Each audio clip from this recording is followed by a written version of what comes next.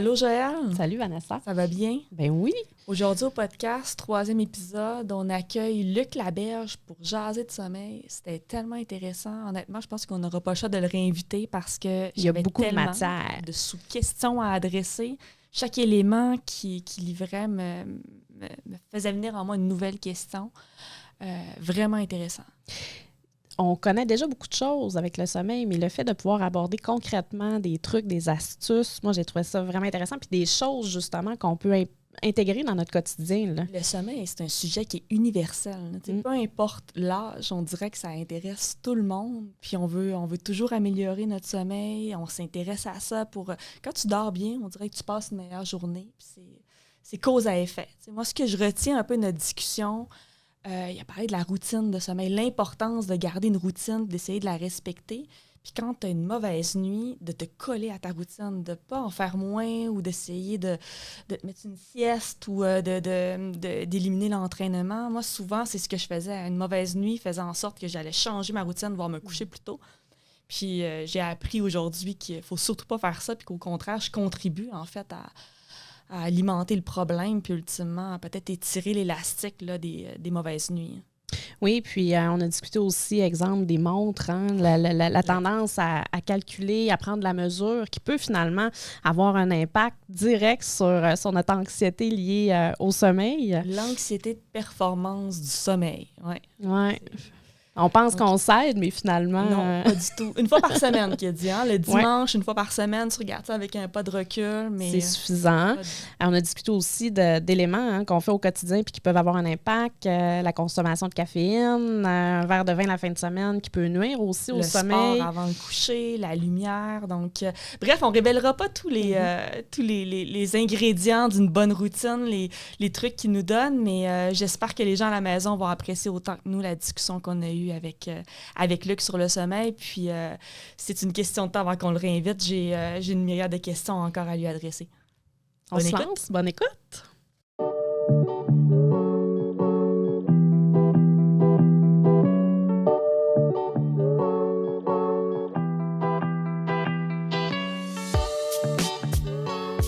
Discussion de corridor est un balado qui vous plonge dans les coulisses du monde de la santé et des services sociaux.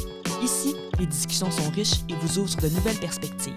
À travers des entretiens francs avec des experts, des praticiens et des usagers, nous explorons les réalités diverses qui nous touchent toutes et tous comme êtres humains. Préparez-vous à plonger dans un univers sans frontières où chaque sujet est exploré en profondeur. Voici Discussion de corridor, le balado. Bonjour Joël. Bonjour Vanessa. Bon matin, est-ce que tu as bien dormi? C'est la question. Dormi à peu près 6 heures cette nuit. Toi? Une bonne nuit, au moins entre 8 et 9 heures. Oui, je qualifierais ma nuit de bonne aujourd'hui. C'est pas toujours le cas, par exemple. Ça tombe bien parce qu'aujourd'hui, on reçoit au podcast Luc Laberge, qui est spécialiste du sommeil, chercheur pour ECOB au Cégep de Jonquière, chercheur au CIUS du Saguenay-Lac-Saint-Jean, professeur associé à l'UQAC. Bonjour Luc, ça va bien? Oui, merci beaucoup. Bonjour. Merci d'être avec nous aujourd'hui. Est-ce que, pour casser la glace, là, est-ce que tu pourrais nous expliquer un peu c'est quoi la fonction première du sommeil? À quoi ça sert? Pourquoi c'est aussi important de bien dormir, de dormir suffisamment? Je dirais que le sommeil, c'est la meilleure assurance vie. C'est pas parce qu'on n'est pas conscient de ce qui se passe quand on dort qu'il n'y a pas de nombreuses fonctions. Pendant des siècles, voire des millénaires, on a pensé qu'il ne se passait rien. T'sais. Et maintenant, on découvre qu'il y a plusieurs rôles. Par exemple, la récupération physiologique, ça on le sait, on va mieux en se levant. La croissance chez les enfants, la reconstruction musculaire, la réparation du tissu, la consolidation des apprentissages. Donc, c'est bon pour la mémoire. D'autres fonctions cognitives comme la résolution de problèmes. On va être meilleur le lendemain si on a mieux dormi. La prise de décision, on est meilleur le lendemain si on a bien dormi aussi. Toute la question de gérer les émotions aussi, la régulation des émotions, ça, c'est beaucoup le stade 5, le stade où on rêve, qui nous aide dans cela. Et aussi, ça diminue le stress, ça augmente la créativité. Le sommeil aide également à la régulation du poids corporel. Donc, ça va diminuer notre envie de nourriture. Ça va renforcer aussi notre système immunitaire. Donc, ça va éloigner le rhume, la grippe. Et également, ça va diminuer le risque de certains cancers, de la démence, des crises cardiaques, des accidents vasculo-cérébrales, des accidents de voiture, puis finalement, ça va diminuer notre anxiété puis nos sentiments dépressifs. Il y a un grand chercheur qui s'appelle Redschaffen qui a dit Si le sommeil ne sert à rien, c'est la plus grande erreur que l'évolution ait jamais commise. Donc, c'est pas un hasard si, après une mauvaise nuit, on a l'impression qu'on n'a pas de mémoire, qu'on a une espèce de brouillard cérébral, qu'on se sent un peu déconnecté là, du moment. C'est pas un hasard. Là, tout un chacun, on connaît la différence entre avoir bien dormi et avoir moins bien dormi. Ça va plus loin que ça même. On va moins bien réagir à la même blague quand on n'a pas dormi. On va être plus susceptible. Les interactions sociales vont être plus difficiles. On va évaluer plus négativement une situation, on va être moins créatif, etc., etc. Donc, il y a un paquet de... Ça va nuire à notre fonctionnement social et notre humeur également. Donc, c'est certainement pas juste une question d'énergie là, au réveil. Qu'est-ce que ça veut dire une bonne nuit? Comment on détermine qu'on a bien dormi? Bien, une bonne nuit, en termes d'heures, on parle de 7 à 9 heures, OK? Pour monsieur, madame, tout le monde. C'est une moyenne. Il y a des petits dormeurs, des gros dormeurs. Les gros dormeurs ont 9 heures, mais si vous dormez plus de 9 heures, nuit après nuit, on suggère de consulter un médecin. D'ailleurs, je ne suis pas médecin, je ne suis pas clinicien. Puis ce que je dis aujourd'hui, ce sont des résultats d'études scientifiques. Donc, l'idée, c'est que si une personne souhaite mieux dormir, elle peut se servir d'informations scientifiques. Puis, il y a un acronyme qu'on utilise qui est QQRT. Donc, Q, quantité, qualité, régularité et timing. Donc, dans cette quantité, il y a le 7 à 9 heures. Puis, des gens qui disent moi, je dors 5 heures, tout va bien. On a pris des gens comme ça. Ouais. Oui, on les a mis en laboratoire, on a fait des études, puis quand ils dormaient 5h30, bien, ils performaient mieux à différentes tâches cognitives. Ils avaient une meilleure mémoire, ils trouvaient une meilleure solution, etc., etc. Donc, même si on ne le sait pas, c'est mieux vaut dormir un peu plus que rogner, couper sur son sommeil. D'ailleurs, on est la seule espèce qui coupe volontairement son sommeil. Les animaux ne font pas ça. Les symptômes de la privation de sommeil quand on est fatigué, qu'on n'a pas une nuit suffisamment récupératrice? Bien, c'est sûr qu'il y a au réveil, on a le goût de demeurer au lit. On va peser sur le bouton snooze, puis on va tenter de dormir plus longtemps.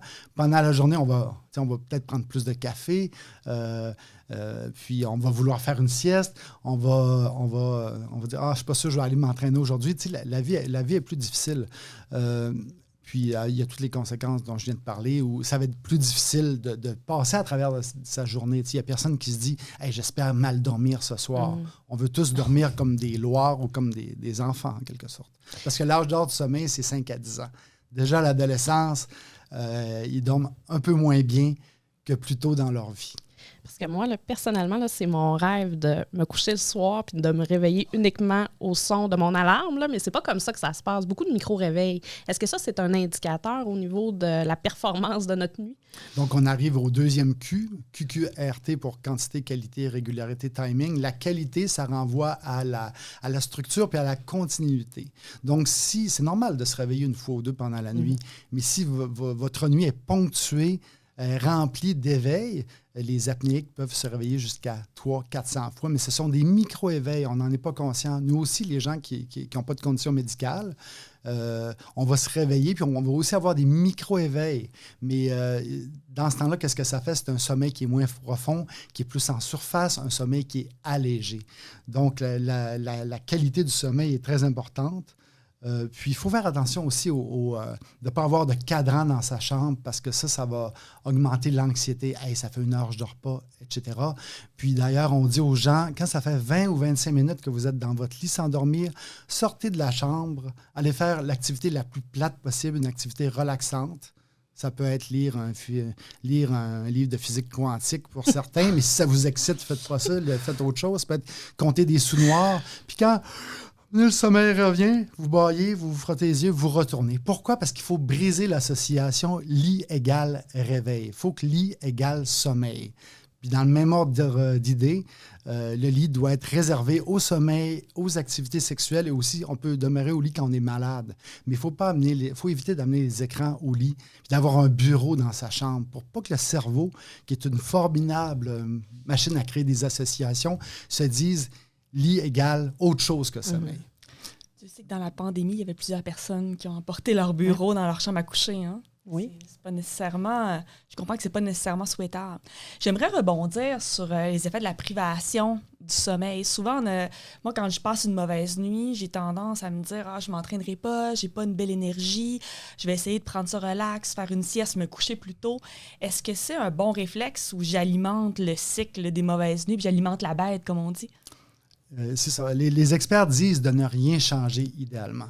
Donc, de se lever à la même heure, puis c'est très difficile quand on a mal dormi. Si tu te lèves à la même heure, bien, puis on s'expose à de la lumière, surtout de la lumière naturelle. On va à l'extérieur en 15 ou 20 minutes. Donc, cette lumière naturelle, même s'il y a un couvert nuageux, on est quand même très sensible aux photons qui vont traverser les nuages, puis ça va nous aider à ce boost de cortisol le matin qui va préparer notre corps à affronter la journée. Aussi, on va commencer à accumuler de l'adénosine. C'est une substance qui favorise le sommeil. Au début, il n'y en a pas beaucoup, on vient de se lever, mais en fin de journée, il y en a beaucoup. C'est ce qui va participer à faire en sorte qu'on est somnolent, on commence à être assoupi. Si on se lève plus tard, on se lève à 10 heures, rendu à 10 heures le soir, bien, ça va 4 heures de moins à produire cette substance de l'adénosine qui, quand on dort, va être dégradée. D'accord? Donc, ça, c'est pour l'heure de coucher. On tente de se lever à la même heure. On ne prend pas plus de café. On tente d'aller s'entraîner quand même si on n'a pas le goût. On tente de ne pas faire de sieste cette journée-là. Parce que la sieste va faire en sorte... quand même. Oui, la sieste va faire en sorte qu'on va être un petit peu moins somnolent le soir à cause de notre sieste. Puis on tente aussi de se coucher à la même heure. Pourquoi? Parce que on a une horloge biologique, puis l'horloge biologique, le principal indice qu'elle va chercher dans notre environnement extérieur à chaque jour pour se réajuster, parce qu'elle n'est pas sur 24 heures, elle est sur tantôt 24.1, certaines personnes 24.3, parfois 24.5. Donc, il faut aller jouer avec les heures à chaque jour. Donc, cette lumière-là, le matin, ça dit la journée a commencé, puis le soir, il faut tamiser les lumières, puis se mettre dans la noirceur. On tamise, comme ça, notre mélatonine peut commencer à être sécrétée. La lumière, qu'est-ce que ça fait? C'est un frein sur la production de cette hormone de la noirceur dont la sécrétion débute en soirée. Il n'y a pas seulement ça qui arrive en soirée. En soirée, notre température corporelle va commencer à descendre, puis on s'endort sur la courbe descendante de notre température corporelle. Donc, pour que tout ça se mette en place, pour s'endormir à 10h, 11h ou minuit, on se couche aussi à la même heure après avoir une journée où on a mal dormi. Puis c'est très difficile. Oui, parce qu'on a tendance à vouloir justement combattre ce sommeil-là ou cette fatigue-là. Donc, exactement, on va prendre un café de plus ou on va vouloir faire une sieste. Puis, Exact, c'est vraiment contre-intuitif. Moi, souvent, je vais avoir tendance à moins m'entraîner, me coucher plus tôt. Mais je comprends que ce qu'il faut faire, dans le fond, c'est se coller à notre routine puis essayer de ne pas changer d'ingrédients. Exactement. De revenir, de se recoucher à la même heure, même si on est fatigué, s'entraîner peut-être plus légèrement. C'est ça, ça renvoie à l'hygiène de sommeil, dans le même sens où il y a l'hygiène dentaire. L'hygiène du sommeil, c'est que faut laisser le temps au sommeil à venir à nous. C'est pas comme un commutateur, les lumières à on, les lumières à off, non. Les mécanismes du sommeil doivent ralentir, puis ce qui va faire qu'on va s'assoupir. En soirée, on est assis sur le divan, on bouge moins. Ouais. On se frotte les yeux un moment donné, tu bailles. Okay? Donc, ce sont des signaux d'endormissement.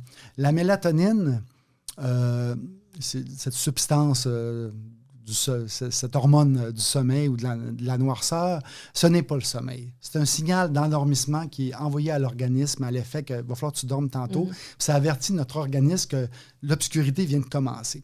On pourrait prendre l'exemple du 100 mètres, tu sais, le type qui lance le coup de fusil. Bien, le coup de fusil, ce n'est pas le 100 mètres. C'est le signal pour que les sprinteurs s'élancent. La mélatonine, ce n'est pas le sommeil, c'est un signal d'endormissement. Est-ce que c'est bon d'en prendre des suppléments de mélatonine quand on a plus de difficultés à s'endormir, à trouver le sommeil? C'est ça, les pharmaceutiques, les grandes pharmaceutiques ne vendent pas la mélatonine. On appelle ça over-the-counter. Donc, on se sert soi-même. Puis, il y a une grande variabilité dans un même contenant. Parfois, il y a moins 80 % que ce qui est annoncé, puis ça va jusqu'à plus 400 % que ce qui est annoncé. Okay. Donc, énorme variabilité, même d'une compagnie à l'autre, puis chez une même compagnie.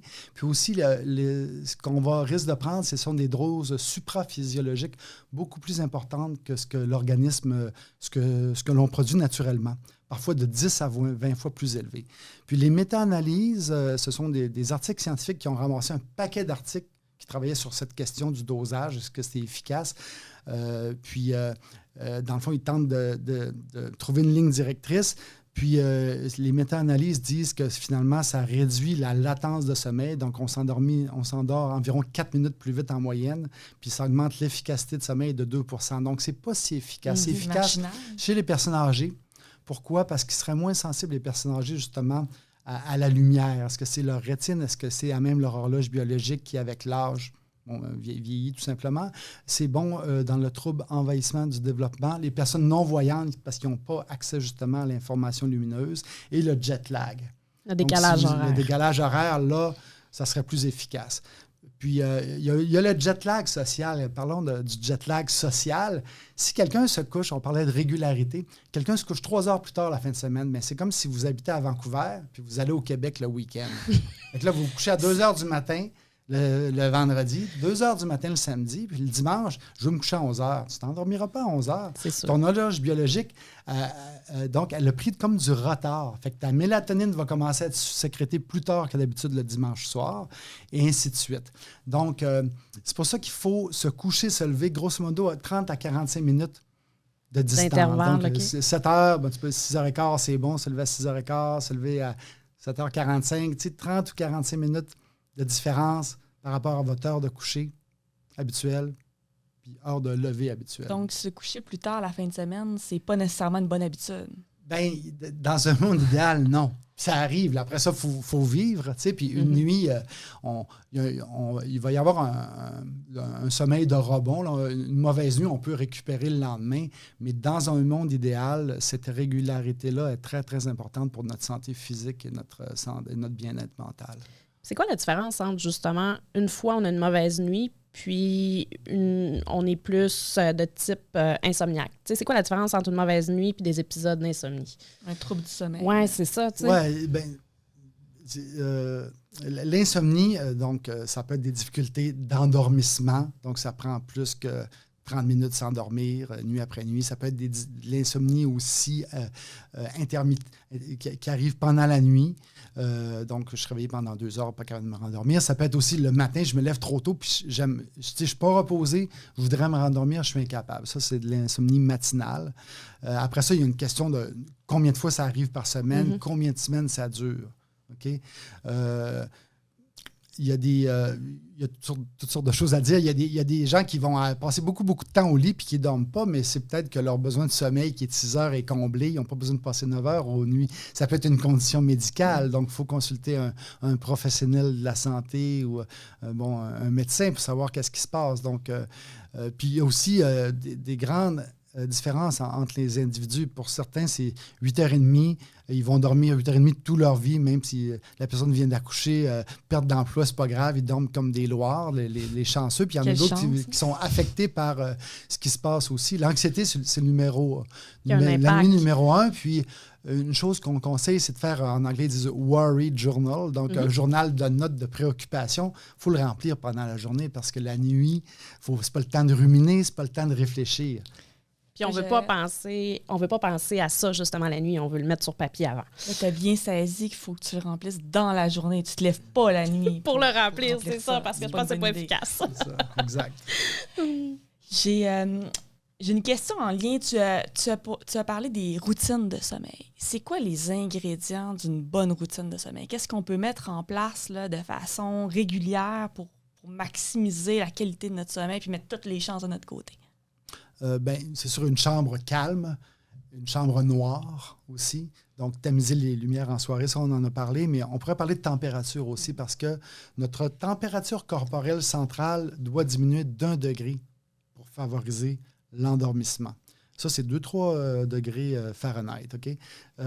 Puis, c'est prouvé scientifiquement. Un bain chaud, sur le coup, ça réchauffe le corps, mais en sortant, la chaleur va sortir par nos extrémités, donc pieds, mains, tête. Puis ça va faire chuter notre température corporelle centrale. Puis pour demeurer endormi, il faut que ce soit plus frais que chaud. Donc, mieux vaut une chambre fraîche. Puis pour se réveiller le matin, il faut réchauffer le corps. Donc, on peut aller faire de l'exercice tout de suite ou prendre une douche froide. De plus en plus, on va avoir des données, on va avoir des suivre montres notre qui vont montre. nous préciser le nombre de pas, le nombre de minutes actives dans la journée. C'est la même chose pour le sommeil. On est capable maintenant de paramétrer toutes les phases, ou en tout cas du moins de façon globale de notre sommeil. Est-ce que c'est bon, cette technologie-là? Est-ce que c'est juste? Puis est-ce que c'est correct de suivre sa montre puis de regarder un peu ses patrons de sommeil quand on se lève le matin? D'abord, le lien, la corrélation entre ce que dit la montre puis versus ce que diraient des électrodes qu'on apposerait sur votre tête dans un laboratoire qui mesurerait vraiment l'activité électrique, parce que la montre sur le poignet, il y a un accéléromètre, ça mesure le mouvement, c'est pas pareil. C'est 70 %. OK, première chose.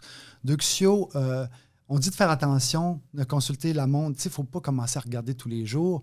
On appelle ça l'orthosomnie. Dans le même ordre d'idée où il y a l'orthodontie, mettre les dents droites ou correctes.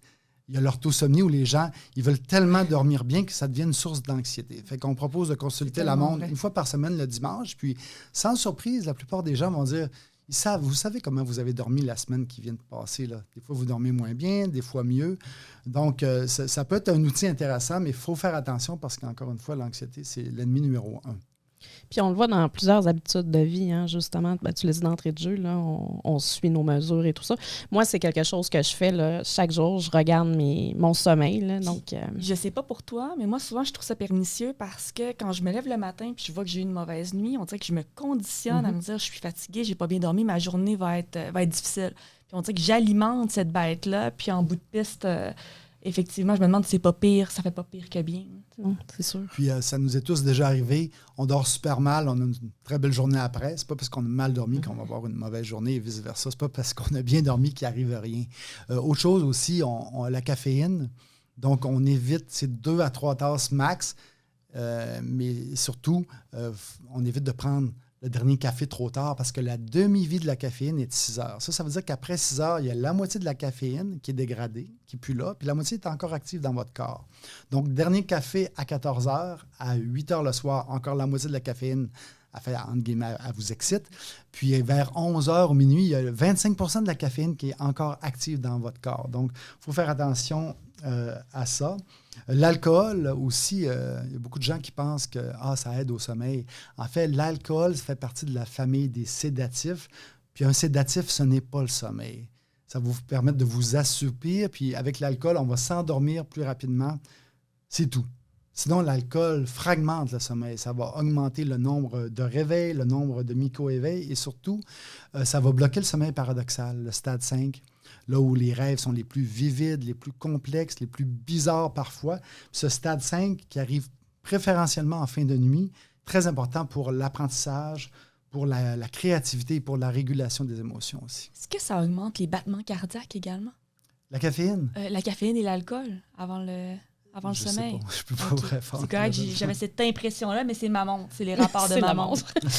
Mais il y a beaucoup, pas de mais je pense qu'il y a beaucoup de gens qui vont prendre un café le soir après avoir soupé, là, comme un peu un digestif. Là, donc, clairement, c'est peut-être pas la meilleure habitude. Il y a des gens qui ont une enzyme qui s'appelle CYP1A2, si ma mémoire est bonne, puis qui vont dégrader, dont le foie va dégrader plus rapidement la caféine que d'autres personnes. Mais c'est déconseillé parce que la plupart d'entre nous, si on le prend trop tard pendant la journée, on veut pas que ça vienne couper sur notre sommeil nocturne. Puis par rapport au vin, est-ce que ça prend une quantité importante pour que ça ait un impact? Je pense que non. Hein? Je pense qu'un verre de vin, c'est suffisant pour nuire au sommeil. Exactement, c'est ça. Il n'y a pas de courbe dose-response ou dose-effet. Même une coupe de vin, on voit la conséquence sur le sommeil, malheureusement. Encore une fois, ça va diminuer la latence, mais ça va couper sur le sommeil lent et sur le sommeil paradoxal. Puis, quand on a ouvert tout à l'heure, tu as parlé des impacts du manque de sommeil sur l'alimentation. Peux-tu creuser un peu là-dessus? En fait, ça nous donne davantage faim, on va avoir davantage envie de manger. Est-ce que ça peut avoir un impact sur la prise de poids ou sur notre volonté à vouloir grignoter davantage? C'est quoi précisément l'impact? Le lien entre le sommeil et le poids corporel va ainsi, c'est que quand on ne dort pas suffisamment, on sécrète plus de gréline. La gréline, c'est une substance, c'est l'hormone de la faim.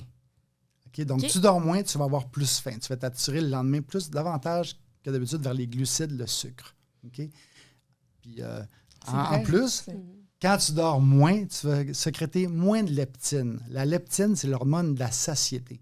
La leptine, ça fait en sorte que ton cerveau, il sait si tu as faim ou pas. Fait que tu ne dors pas. Tu es plus attiré vers les glucides et le sucre. En plus, vu que tu sécrètes moins de leptine, tu ne sais pas si tu as faim ou pas. Fait que tout ça mis ensemble, les gens vont consommer. Quelqu'un qui ne dort pas, qui a mal dormi plutôt, une nuit plus courte, raccourcie, il n'a pas comblé de son besoin de sommeil, il va manger 400 calories de plus par jour. Ça correspond environ à 40 livres par année. Puis autre chose aussi, c'est que les gens qui ne dorment pas suffisamment, s'ils perdent du poids, ils vont perdre 60% du poids qu'ils ont perdu, ça va provenir de la masse musculaire maigre plutôt que du gras, qui est ce qu'on veut perdre. Donc, il y a des liens très forts entre sommeil et régulation du poids corporel. Le sport avant le coucher, est-ce que c'est une bonne idée ou souvent on a des conjoints qui vont jouer au hockey très tard le soir ou des fois on n'arrive pas à mettre à trouver la plage horaire pour l'entraînement puis on se dit, bon, les enfants sont couchés, il est 8 heures, je vais aller faire un jogging. C'est bon ou c'est mauvais pour le sommeil? Quelqu'un qui travaille la nuit, qui va jouer au hockey de 9h à 11h, c'est correct parce qu'il va travailler après. Okay? Puis lui, l'idée, c'est de créer un jour artificiel pendant la nuit. Mais pour les autres personnes, à moins d'être un type soir, là, quelqu'un qui se dit « Moi, je me couche à 2 heures de toute façon », aller jouer au hockey de 9 à 11, c'est pas pire, mais ce que ça fait, le hockey, jouer de 9 heures à 11 heures ou n'importe quelle activité physique intense, c'est que ça va exciter l'organisme. Puis, c'est ça. Donc, il y a les mécanismes de l'éveil. On veut s'assoupir, on veut qu'il se calme pour laisser de la place aux mécanismes du sommeil pour qu'ils se mettent en branle. Puis si on prend du café, ce que ça fait d'ailleurs, c'est que ça va aller dans notre cerveau, ça va empêcher on ne ressentira pas l'effet de l'adénosine qu'on sécrète toute la journée, qui est une hormone qui va favoriser le sommeil. Le café fait qu'on ne sentira pas qu'on est somnolent. Okay? Donc, ça va bloquer la barrière qui mène au sommeil. Quand il n'y aura plus de caféine, là, on va « Hey boy, je suis fatigué ». C'est ça que ça fait. Fait que dans la mesure du possible, on va remplacer l'activité physique très active par une méditation ou par une technique de relaxation. Oui, exactement. Technique de relaxation. Puis, on fait une étude où les gens comptaient des moutons, puis ça leur retardait l'endormissement. Donc, c'est pas bien. C'est surprenant, ça quand même. Bon. Ce qui fonctionne, un nouveau truc, c'est une marche mentale. Donc, ça peut être aller promener votre chien, ça peut être aller plastrer, faire du plastrage ou faire de la couture. Donc, on prend une activité qu'on connaît très, très bien. Puis si vous allez promener votre chien, donc là, vous prenez la décision d'aller promener votre chien, vous vous levez du divan, vous entendez le grincement des vieux ressorts, vous traversez une pièce. Là, vous n'êtes pas rendu au garde-robe en 3 secondes, parce que ça prend 10 secondes de se rendre au garde-robe. Vous ouvrez, vous entendez le grincement de la porte.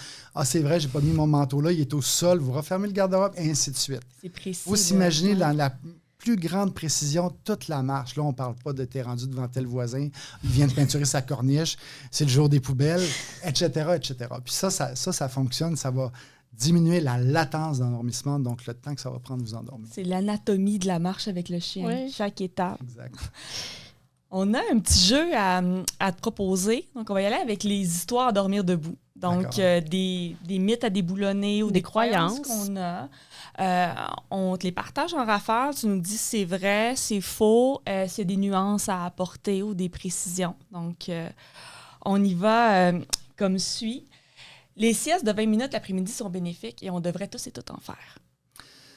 Bien, tu fais une sieste si tu peux. Hein, tu as accès à un bureau à côté où tu travailles à la maison. C'est qu'un conducteur de fardier qui fait 10 heures de route consécutive, il ne pourra peut-être pas. Encore là, il y a des endroits pour ça, là, sur le bord de l'autoroute. Donc, si tu peux, si tu ressens le besoin, oui, faire un power nap qu'on appelle de 20 à 25 minutes, c'est très bien. Il y a un effet régénérateur. Puis, pourquoi il ne faut pas dormir plus longtemps? Parce que si tu dors plus longtemps, tu vas te rendre en stade 3-4.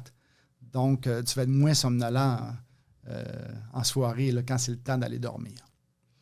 De mon côté, c'est une question un peu taboue, je dirais. Quelqu'un qui a des problèmes de sommeil, devrait-il faire chambre à part? Est-ce que l'humain est fait pour dormir dans le même lit en couple? Je vais répondre autrement. Je vais dire, bon, en fait, les études scientifiques montrent que les gens dorment mieux quand ils sont seuls. OK, ça ne veut pas dire qu'on dort tous mal parce qu'on dort à côté de notre conjointe, peu importe. Mais il y a des gens qui bougent. Tu sais, quelqu'un qui est sensible, l'autre qui bouge, l'autre qui... Bon, etc. Le ronflement chez le conjoint, la conjointe, etc.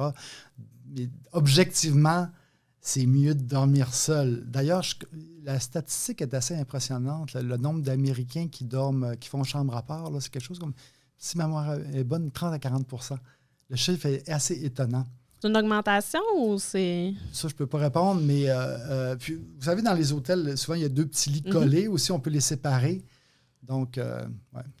Voilà. On salue les conjointes à la maison. Et oui. Tu as dit tout à l'heure qu'idéalement, lorsqu'on se réveille, on devrait s'exposer à la lumière du jour pour favoriser notre cycle naturel. Est-ce qu'on devrait faire la même chose le soir lorsque la pénombre se pointe, sortir à l'extérieur, à la noirceur pour favoriser l'endormissement, ou c'est plus ou moins ça? Non, bien, c'est ça. Le soir, c'est l'inverse. Là. Donc, on ne doit pas s'exposer à de la lumière. D'ailleurs, les écrans, les filtres, tantôt ça fonctionne, tantôt ça ne fonctionne pas. Donc, on dit de ne pas s'exposer à des écrans minimalement 30 minutes avant l'heure du coucher habituel. Puis, il y a le contenu aussi de ce qu'on écoute. Donc, une télésérie qui est violente ou un drame terrible, ça nous reste dans la tête. C'est pas l'idéal. En soirée, il faut tamiser les lumières pour justement faire en sorte que la mélatonine va être sécrétée. On le rappelle, la lumière freine la sécrétion de la mélatonine. Donc, notre corps doit être averti, notre cerveau doit être averti que l'obscurité signifie, la venue de l'obscurité signifie, il va falloir, je m'endorme tantôt, le temps pour le sommeil s'en vient. Donc, le matin, on s'expose, le soir, on tamise. Exact. Ce qui est quand même simple, hein, finalement, si on veut mettre quelque chose en place rapidement. Le soir, est-ce qu'on doit favoriser le coucher avant minuit pour s'assurer d'avoir une nuit plus bénéfique? Oui, ça, c'est... Il y a du vrai, il y a du faux. C'est un peu... L'idée là-dedans, c'est que si vous êtes un petit dormeur 6 heures, vous vous couchez à 1 heure, vous vous levez à 7 heures, tout va bien. C'est pas une question de... C'est pas genre, non, couche-toi à 11 heures, lève-toi à 5. Parce que par-dessus ça, il y a le chronotype. Êtes-vous un type matin? Êtes-vous un type intermédiaire? Un type soir? Les types matin se lèvent à 5 heures, puis à 8h30 le soir, ils regardent leur montre, puis ils commencent à être fatigués, ils ont hâte d'aller se coucher. Un type soir, il y a des types soirs extrêmes même, que leur horaire idéal, ce serait se coucher à 3 heures. Puis ça, c'est génétiquement déterminé en plus, là, ça. Okay? Les ados, ils ont un retard de leur horloge biologique. C'est comme s'ils deviennent des types soirs, les ados. C'est pour ça que l'heure du début des classes, qui arrive tôt, ils resteraient couchés. Ils n'arrivent pas à combler leur besoin de sommeil qui est de 9h15 la semaine. C'est pour ça qu'ils se rattrapent le week-end en se levant très, très tard aussi. Donc, ce n'est pas autant se coucher avant ou après minuit. La question, c'est toujours, est-ce que je comble mon besoin de sommeil? Si vous avez besoin de 9 heures, il faut prendre des dispositions en tenant compte de notre chronotype aussi. Il y a des papas, des mamans qui sont des types matins, puis avec les enfants, ça fait bien. Quand on a des types soirs, c'est un peu plus difficile. Est-ce que c'est vrai qu'on devrait retarder la prise de notre premier café quand on sort du lit le matin, attendre 1 heure ou 2 heures après le réveil, parce que ça peut nuire ultimement à notre cycle naturel de sommeil? Bien, spontanément, je vous dirais que cette idée-là va avec le fait qu'on ne veut pas avoir de la caféine active dans notre corps au moment du coucher. Donc, mieux vaut prendre la caféine le matin, en se levant qu'en après-midi, par exemple. Je ne crois pas qu'1 heure ou 2, ça fasse de différence, là. Puis il y a des antioxydants également dans la caféine là, qui sont bons pour notre organisme. Puis on tente de limiter à 2-3 cafés. Mais c'est le poison, dans le fond, c'est la dose plus le timing. Donc, le nombre de cafés puis le moment. Donc, il faut éviter de prendre des cafés passer 2 heures, disons. Encore là, si vous êtes un type matin qui se couche à 8h30, prenez un café à 2 heures, il y a juste 6h30 de différence. Là, il y a 50 % de la caféine active dans votre corps au moment d'aller vous coucher. C'est une bonne nouvelle. J'ai eu peur de la réponse. J'ai eu peur d'avoir à supprimer mon café matinal, qui est tellement le meilleur de la journée. Au niveau des histoires à dormir debout, moi, j'ai fait le tour de ma petite liste. Si on avait 2 ou 3 conseils à donner aux gens à la maison, là, des trucs simples qu'ils pourraient mettre en place ici maintenant pour améliorer leur routine de sommeil, avoir un impact positif pour améliorer leur sommeil, quel truc tu nous donnerais, Luc? Bien, je récapitulerais en fait, là, c'est sûr, on évite l'alcool autant que possible, limiter la consommation de caféine, les écrans en soirée, mais à cause de la question de la lumière, dont on s'expose à de la lumière pendant la journée, on tamise le soir pour que notre mélatonine soit sécrétée, faire notre chambre un endroit calme. Il ne faut pas que ce soit pas un champ de bataille. Les insomniaques, d'ailleurs, ils le vivent comme ça. Là. Ils ont l'impression que le cerveau a fait l'association lit égale éveil, puis on veut briser cette association-là en ne demeurant pas au lit si on est éveillé. Puis une autre chose aussi, on va se coucher quand on est fatigué. Il n'y a personne qui s'en va s'attabler, qui va à la table en attendant d'avoir faim. Fait que dans le même ordre d'idée, on va au lit si on est fatigué, puis c'est plus difficile de se lever à une heure fixe. T'sais. Fait que même si on est un peu fatigué, on tente de se lever à heure fixe, puis graduellement de se coucher de plus en plus tôt. Puis ça va être bien pour retrouver un sommeil, entre guillemets, normal. Super intéressant. C'est passionnant, le sommeil. En fait, je pense qu'on pourrait en discuter encore pendant vraiment longtemps. On va devoir te réinviter au podcast, Luc. Je t'avertis tout de suite. Ça va me faire plaisir. Merci beaucoup, Luc, d'être venu nous voir. Merci. Merci pour ta générosité. C'est vraiment apprécié. Merci.